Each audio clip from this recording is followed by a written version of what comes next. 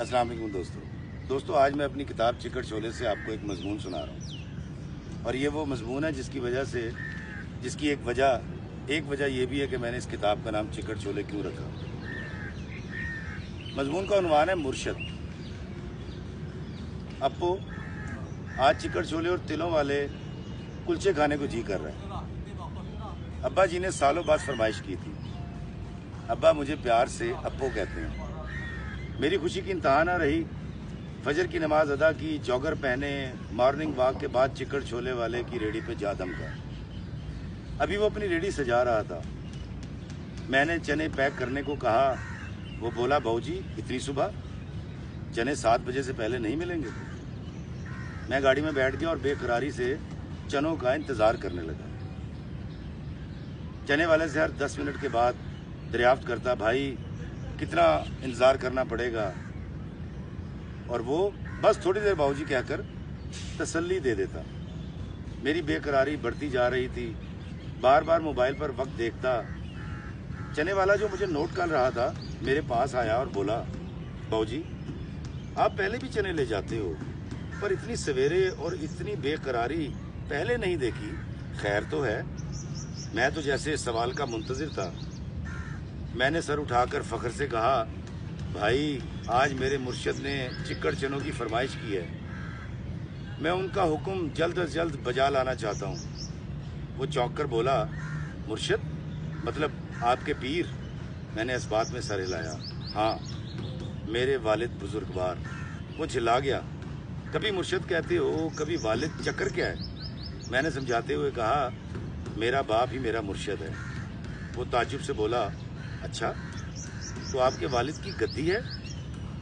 मैंने इनकार में सर हिलाते हुए कहा, नहीं भाई, मैं अपने वालिद और वालदा को सबसे बड़ा पीर मानता हूँ। उनके होते मुझे आज तक किसी मुर्शद की ज़रूरत नहीं पड़ी। वैसे भी अल्लाह फरमाता है कि तुम्हारे वालिदैन तुम्हारे सबसे बड़े मोहसिन हैं। चने वाले के चेहरे से साफ आया था कि वो मेरी बातों से मुत्तफिक नहीं है। वो उलझ कर बोला, वो तो ठीक है, पर मुर्शद होता है और माँ बाप। मेरे मुर्शद का नूर महल टंडू बस्ती खान में है। वो फरमाते हैं बिना मुर्शद के राह नहीं मिलती। मैंने कहा, बिल्कुल दुरुस्त कहते हैं तुम्हारे मुर्शद। देखो, मुर्शद रुश्त से है, मतलब उस्ताद, वो उस्ताद जो रास्ता दिखाता है। और माँ बाप से अच्छा उस्ताद कौन हो सकता है, और माँ बाप से अच्छा रास्ता कौन दिखा सकता है? वो लाजवाब हो गया। शायद उसके अंदर हक और बातिल की जंग जारी थी। फिर कुछ तवक्कुफ के बाद बोला, बाऊजी अगर किसी का बाप शराबी हो, जानी हो या रिश्वत लेता हो तो क्या उसकी इताअत और तकरीम करनी चाहिए? मैंने कहा, हाँ, ये उसका अमल है जिसके लिए वो अल्लाह को जवाब दे है, पर बच्चे पर फर्ज है कि वो माँ बाप के हर हुक्म के आगे सर झुकाए।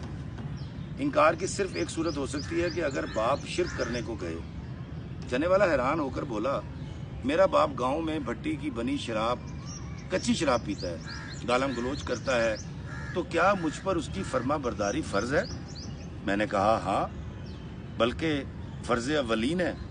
कुछ देर खामोश रहने के बाद कहा, बाऊजी आप अपने मुर्शद के लिए चने ले जाने को इतने बेकरार क्यों हो?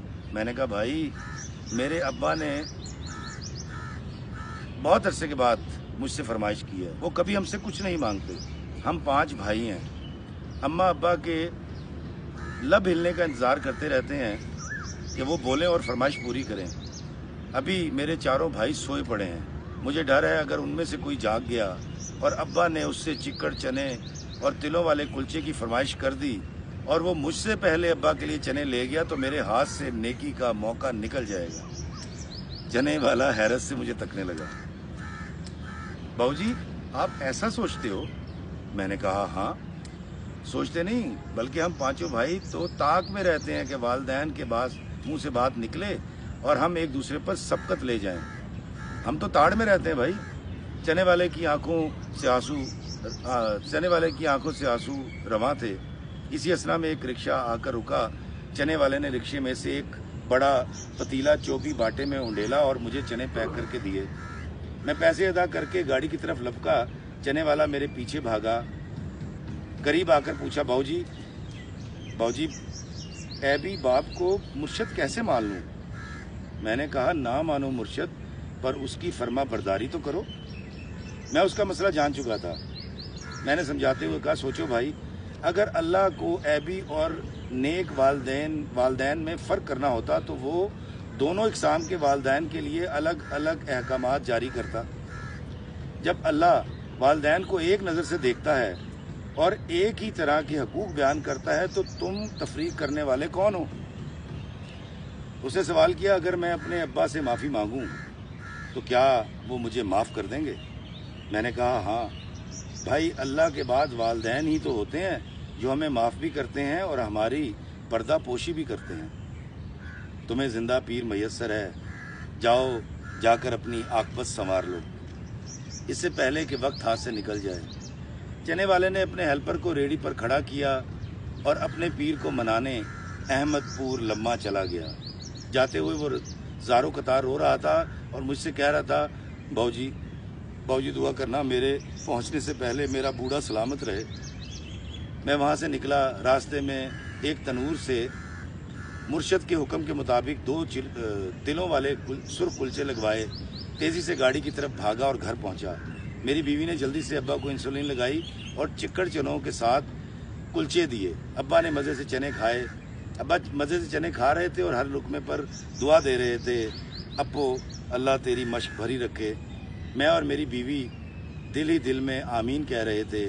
मुर्शद को चने खिलाने और दुआएं समेटने के बाद जब मैंने अपनी बीवी से अपने हिस्से के चने मांगे तो पता चला कि मेरे हिस्से के चने मेरे बच्चे खा के स्कूल चले गए हैं। जाने मैंने कितनी बार अपने अब्बा के हिस्से के चने खाए होंगे।